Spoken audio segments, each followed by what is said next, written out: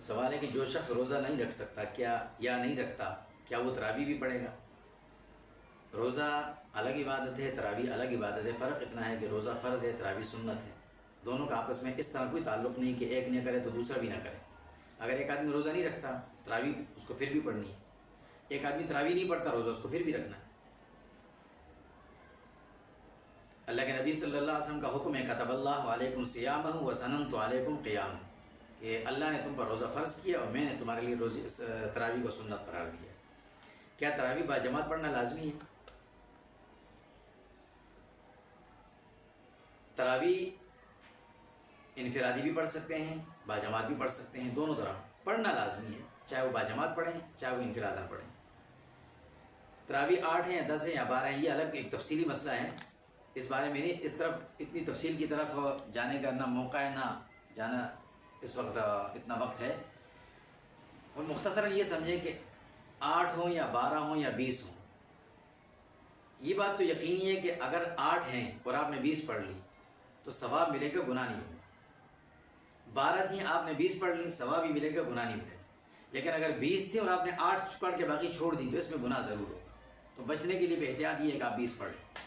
باقی ہیں 20 ہی ہیں، سنت سے ثابت ہیں، لیکن اگر ایک آدمی کا ذہن نہیں مانتا تو اس پر عمل کرے ضرور، وہ الگ چیز ہے۔ تراویح کون پڑھا سکتے ہیں؟ بعض جگہوں پر غیر متبع سنت لوگ بھی تراویح پڑھا رہے ہوتے ہیں، ایسے میں کیا دوسری جگہ جا سکتے ہیں؟ تراویح پڑھانے کے لیے وہی شرائط ہیں جو نماز پڑھانے کے لیے امام کی شرائط ہے۔ اگر ایک شخص ہے جو غیر متبع سنت ہے، قرآن صحیح پڑھتا ہے لیکن وہ اس حد تک گناہ کا ارتکاب کرتا ہے جو فسق کے درجے تھے، جان بوجھ کر داڑھی کاٹنا اور ہمیشہ کاٹتا ہے، ایسے پڑھا ہے تو ایسے شخص کے پیچھے تراویح پڑھنا قرآن سننے کی نیت سے پھر اس سے بہتر ہے کہ آپ صورتوں پہ پڑھنے کہیں اور پڑھیں، اس کے پیچھے نہ پڑھیں۔ اسی طرح وہ آدمی کہ جو قرآن اتنا تیز پڑھتا ہو کہ سننے والوں کو سمجھ ہی نہ آتا ہو، تو اس سے بہتر ہے کہ پھر آپ صورتوں پہ پڑھ لیں لیکن تراویح سے ہی پڑھیں۔ کیا تراویح پڑھنے دوسری جگہ جا سکتے ہیں؟ جا سکتے ہیں، کوئی ایسا عذر موجود ہو تو کسی دوسری جگہ بھی پڑھ سکتے ہیں، اس میں کوئی حرج نہیں ہے۔ بعض اوقات تراویح پڑھانے والے معاوضہ طے کرتے ہیں، معاوضہ طے کر کے تراویح پڑھانا جائز نہیں ہے۔ جو آدمی معاوضہ پہلے سے طے کرتا ہے اس کے پیچھے تراویح نہ پڑھی جائے، اس سے بہتر ہے کہ بھئی صورتوں پہ پڑھ لیں، کوئی ایک آدمی پڑھا لے، خود ہی پڑھ لیں، یہی صحیح ہے۔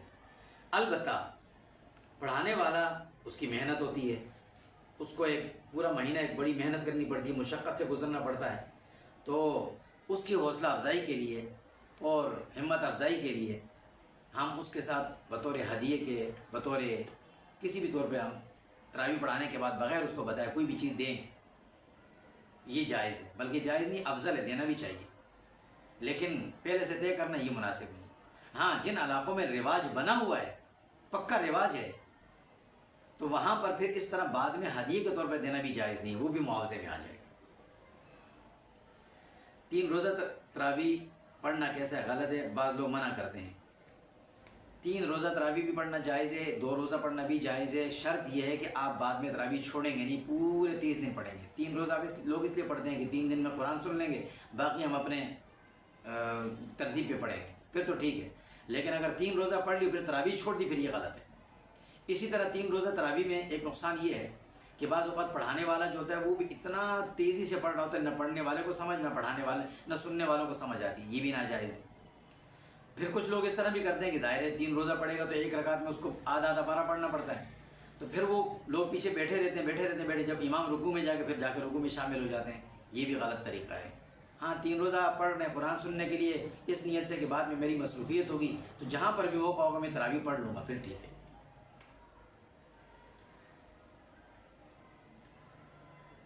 کیا تراویح بیٹھ کر پڑھ سکتے ہیں؟ جی بالکل، عذر کی صورت میں اگر آپ تراویح بیٹھ کر پڑھیں تو پڑھ سکتے ہیں۔ حافظ نے غلطی سے کوئی آیت چھوڑ دی، کیا بعد کی رکعتوں میں وہ قرأت پوری دہرانی ہوئی یا صرف وہی آیت؟ کیا سجدہ سہو لازم آئے گا؟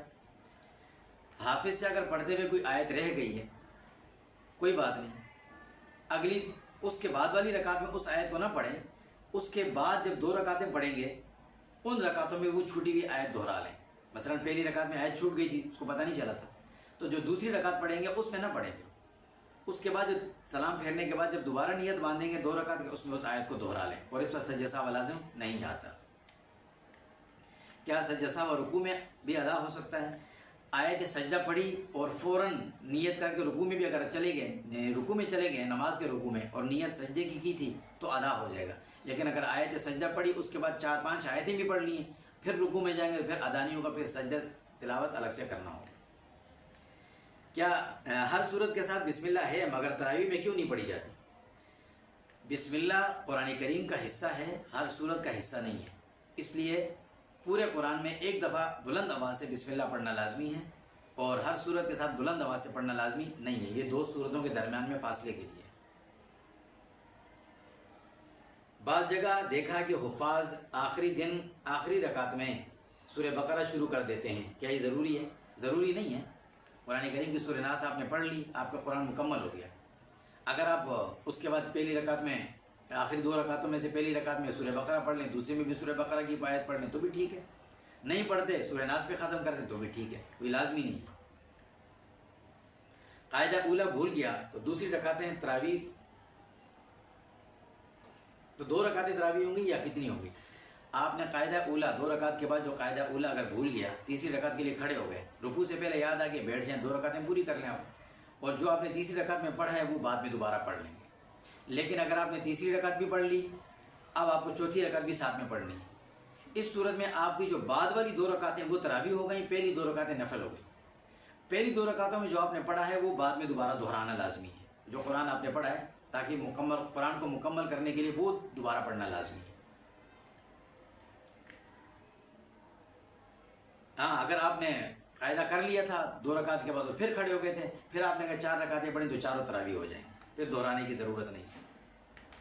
عشاء کی نماز سب نے الگ الگ پڑھی تو تراویح جماعت سے پڑھ سکتے ہیں. اگر عشاء کی جماعت الگ الگ پڑھی ہے تو تراویح بھی الگ پڑھیں گے. عشاء کی جماعت جماعت سے پڑھی ہے تو تراویح بھی پڑھیں. ہاں، جماعت ہو رہی تھی، میں لیٹ پہنچا تھا اور جماعت ہو گئی ہے، تو اب میں اپنی عشاء کی نماز پڑھوں، پھر 2 سنتیں پڑھوں، اس کے بعد تراویح میں جماعت میں پھر پڑھ سکتا ہوں جماعت میں شامل ہو کر، اور پھر وطر بھی جماعت سے پڑھوں، اور بعد میں 2 رکعت جو رکعتیں میری رہ گئی ہیں وہ بعد میں پڑھ سکتا ہوں. وطر تراویح کے بعد یا تہجد میں؟ وطر کس وقت افضل ہے؟ رمضان المبارک میں چونکہ جماعت سے وطر پڑھے جاتے ہیں، لہٰذا تراویح کے بعد جماعت سے پڑھ لینی چاہیے، اور عام دنوں میں تہجد میں. کیا تراویح میں قرآن دیکھ کر پڑھ سکتے ہیں؟ نہیں، قرآن مجید کو دیکھ کر پڑھنے سے نماز ٹوٹ جاتی ہے. نہ دیکھ کر پڑھ سکتے ہیں اور نہ دیکھ کر قرآن